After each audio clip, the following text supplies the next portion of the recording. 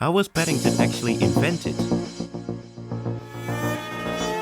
This gentle bear who is the epitome of kindness, a great children's friend, yet a little clumsy, who loves people and marmalade. His influence on societies is tremendous.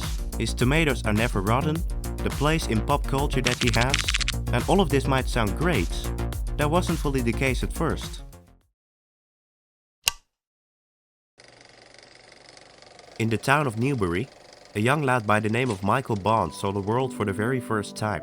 He and his parents eventually moved to the city of Reading, where young Michael came across a train station and began his passion for trains.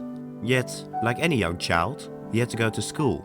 He didn't enjoy his education and dropped out at the age of 14. But by now,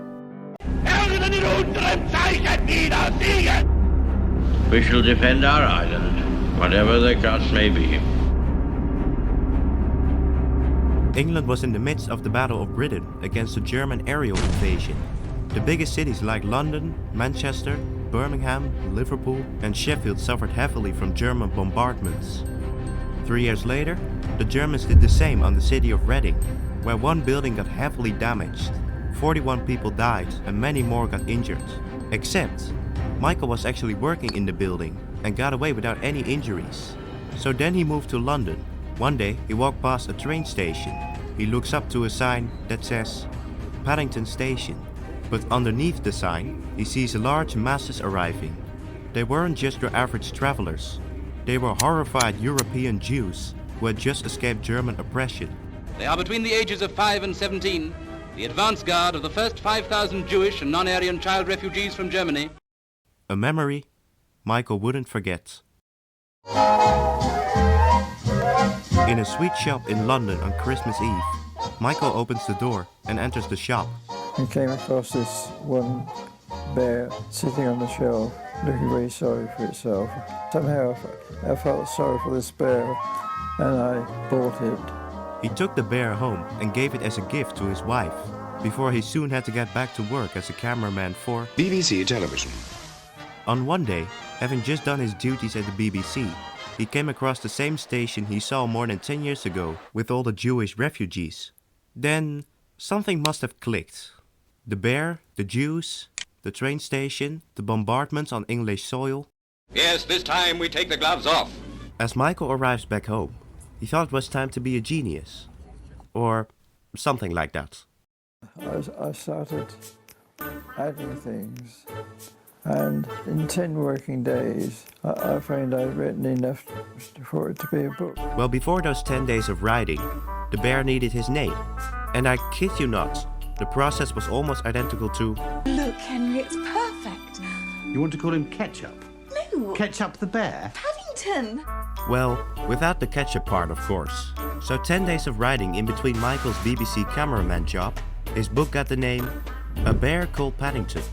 At first, only a very small handful of people got a draft. One of which is this beautiful lady, who, as it turned out, was absolutely vital in bringing the story to millions of people. Good afternoon. Good afternoon. I recently had a... Yeah? I recently came across a draft, and I think you'd really like it. What's the draft about? It's about a bear from the homeland of darkest Peru. Okay. And the rights are currently in the hands of a man I know personally. Right. And so you want us to read about it? Yes. Yeah, I mean, if you can give some personal information, then me and my team can look into it. Sure, thank you very much. Yeah, thank you. It didn't take long before a small network was in effect. That led to William Collins Sons being the first publisher of the Paddington narrative. And soon, from October 1958, the snowball would be rolling for at least 66 years. Paddington Bear has come to town. Paddington. Paddington. Paddington Brown. Paddington. Sold more than 35 million copies. He's so innocent, so open, so trusting. Well, I think Paddington is funny and he is chaotic. The little bear with the big heart. I now have a room full of marmalade. Grew up with Paddington. It's so original to Michael Bond's original stories. I've always wanted my own little bear. Part of his heart is in Peru. I think it's just a lovely classic movie. That snowball was indeed rolling and never stopped. Michael eventually wrote 29 books, It turned into a TV series. It sold over 30 million copies globally in more than 30 different languages. London started to fill itself with more and more Paddington statues. Even the most unknown people started to get involved, like Stephen Fry narrating the Paddington audiobooks, or Jeremy Clarkson's mother designing the first Paddington bear toys. Sometimes my genius it's almost frightening. With so much influence and its global outreach, it became inevitable to make a movie about the bear. In fact, action!